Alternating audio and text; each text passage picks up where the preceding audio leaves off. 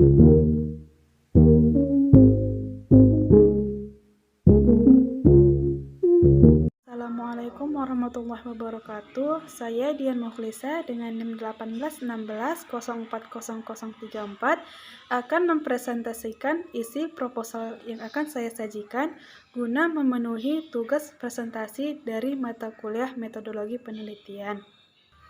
Adapun judul proposal yang saya sajikan adalah pengimplementasian akad murabahah terhadap pembiayaan mikro pada Bank Syariah Indonesia,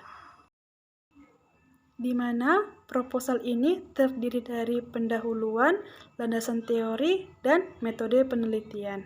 Pendahuluan. Akuntansi merupakan salah satu bidang studi yang membahas mengenai metode pencatatan keuangan yang mana berguna bagi para pembisnis dalam menyelesaikan permasalahan atau mengambil keputusan.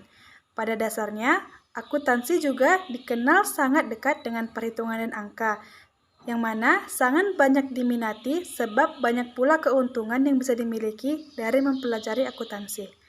Pada masa modern ini, akuntansi di Indonesia sudah berkembang dengan adanya akuntansi syariah, di mana akuntansi syariah memiliki peran yang sama dengan akuntansi konvensional. Hanya saja, akuntansi syariah digunakan pada basis yang sesuai dengan syariat Islam. Lembaga keuangan mikro syariah merupakan salah satu alat transaksi yang penting dalam mengangkat tingkat perekonomian masyarakat pada saat ini. Bank di dalam Undang-Undang Nomor 10 Tahun 1998 tentang perubahan atas Undang-Undang Nomor 7 Tahun 1992 tentang perbankan mengartikan bank sebagai badan usaha yang menghimpun dana dari masyarakat dan menyalurkannya kembali kepada masyarakat dalam bentuk simpanan maupun kredit atau pembiayaan, dan juga dalam bentuk lainnya di dalam tujuan meningkatkan taraf hidup masyarakat dalam khalayak banyak. Jadi, intinya, bank tidak hanya mengejar keuntungan bagi pihak mereka saja, namun bank juga memiliki komitmen dan usaha di dalam meningkatkan kualitas ekonomi masyarakat umum. Rumusan masalah. Rumusan masalah ini mengacu pada pembahasan yang berupaya menjawab permasalahan, yaitu bagaimana pengimplementasian akad murabahah terhadap pembiayaan mikro pada Bank Syariah Indonesia dan bagaimana mekanisme pembiayaan mikro pada Bank Syariah Indonesia. Tujuan penelitian, di mana tujuan penelitian ini adalah untuk mengetahui pembahasan mengenai pengimplementasian akad murabahah terhadap pembiayaan mikro pada Bank Syariah Indonesia dan untuk mengetahui bagaimanakah mekanisme pembiayaan mikro pada Bank Syariah Indonesia. Manfaat penelitian. Manfaat penelitian ini terbagi atas 3. Yang pertama, manfaat teoritis. Manfaat yang kedua adalah manfaat akademis. Lalu yang ketiga adalah manfaat praktis. Kita masuk pada bab kedua, yaitu landasan teori. Bank Syariah. Bank Syariah merupakan bank yang kegiatannya berdasarkan prinsip-prinsip syariah atau Islam yang dikenal juga dengan Bank Islam. Mengenai pembiayaan. Yang pertama adalah pengertian pembiayaan itu sendiri. Pembiayaan merupakan penyediaan uang atau tagihan yang dapat dipersamakan dengan itu, berdasarkan persetujuan atau kesepakatan pinjam-meminjam antara lembaga keuangan pihak lain yang mewajibkan pihak peminjam untuk melunasi utangnya setelah jangka waktu tertentu dengan imbalan atau bagi hasil. Lalu yang kedua adalah jenis-jenis pembiayaan, yang mana berdasarkan tujuan penggunaannya, pembiayaan yang dilakukan oleh BMT dibedakan menjadi: yang pertama, pembiayaan modal kerja. Lalu yang kedua, pembiayaan investasi. Lalu yang ketiga, pembiayaan konsumtif. Sedangkan sesuai dengan tujuan pembiayaan sebagaimana di atas, pembiayaan secara umum memiliki fungsi untuk: yang pertama, meningkatkan daya guna uang para penabung, di mana menyimpan uangnya di bank dalam bentuk giro, tabungan, dan deposito. Lalu yang kedua, meningkatkan daya guna barang, Yang ketiga, meningkatkan peredaran uang pembiayaan yang disalurkan melalui rekening-rekening koran. Pembahasan selanjutnya adalah mengenai akad murabahah. Yang pertama adalah pengertian akad. Secara umum, akad berarti perikatan, perjanjian, pertalian, dan pemufakatan. Sedangkan secara istilah, akad diartikan sebagai redaksi yang berbeda-beda. Lalu selanjutnya adalah pengertian murabahah. Murabahah berasal dari kata ar-ribahu yang artinya transaksi jual beli, di mana bank menyebut jumlah keuntungannya. Bank bertindak sebagai penjual, sedangkan nasabah bertindak sebagai pembeli. Lalu, dasar hukum akad murabahah. Sebagaimana yang diketahui bahwa murabahah merupakan salah satu jenis dari jual beli, khususnya jual beli amanah. Maka, landasan syar'i murabahah adalah keumuman dalil syara tentang jual beli. Yang pertama, terdapat dalam Quran Surah Al-Baqarah ayat 257. Lalu yang kedua, Fatwa Dewan Syariah Nasional nomor 04/DSN MUI/4/2000 tentang murabahah. Rukun dan syarat murabahah.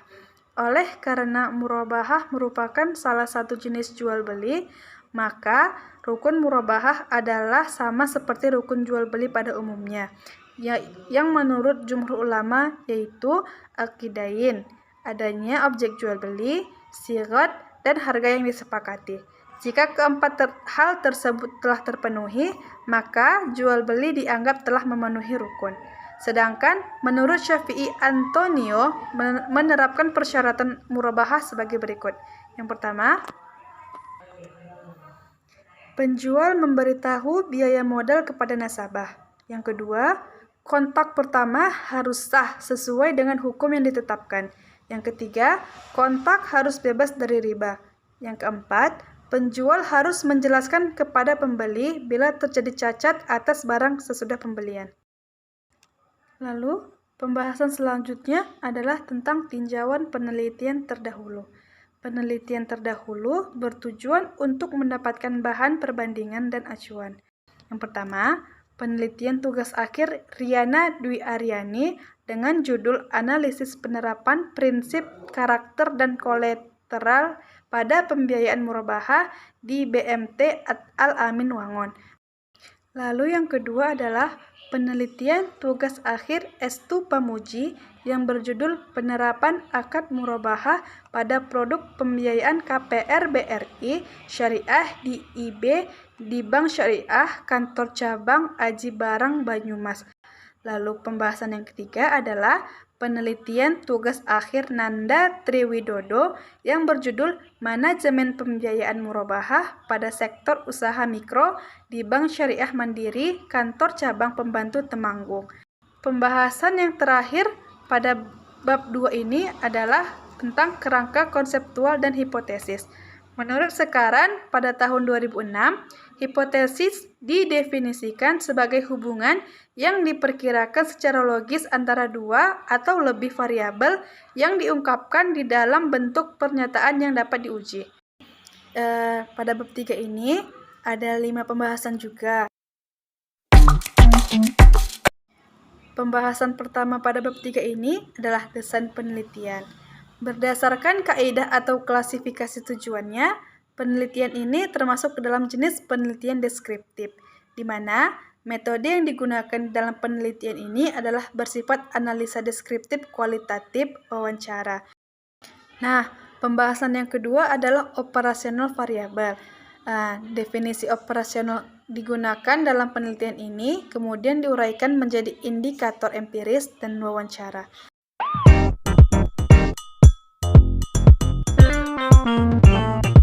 Pembahasan selanjutnya adalah sumber dan teknik pengumpulan data. Yang pertama, sumber data. Penelitian ini menggunakan data primer. Yang kedua adalah teknik pengumpulan data, di mana teknik pengumpulan data yang dilakukan dalam penelitian adalah dengan menggunakan wawancara. Lalu selanjutnya adalah populasi. Di dalam penelitian ini, yang menjadi target populasi adalah seluruh nasabah yang menggunakan jasa Bank Syariah Indonesia di Kota Lubuk Pakam, di mana nasabah yang menjadi target adalah yang sudah berusia legal atau dewasa. Sampel menurut Sekaran pada tahun 2006 merupakan sebagian daripada populasi. Sampel dalam penelitian ini adalah orang yang menjadi nasabah di Bank Syariah Indonesia dan menggunakan jasa Bank Syariah Indonesia tersebut. Pembahasan yang terakhir adalah analisis data dan pengujian hipotesis. Menurut Miles dan Huberman dalam Sugiono pada tahun 2008, aktivitas dalam analisis data kualitatif dilakukan secara interaktif dan berlangsung secara terus-menerus sampai tuntas, sehingga datanya sudah jenuh. Aktivitas dalam analisis data yaitu yang pertama data reduction, lalu yang kedua adalah lalu yang ketiga adalah conclusion drawing. Sekian presentasi yang dapat saya lakukan. Kurang lebihnya saya mohon maaf dan saya akhiri dengan wabillahi taufiq wal hidayah. Wassalamualaikum warahmatullahi wabarakatuh.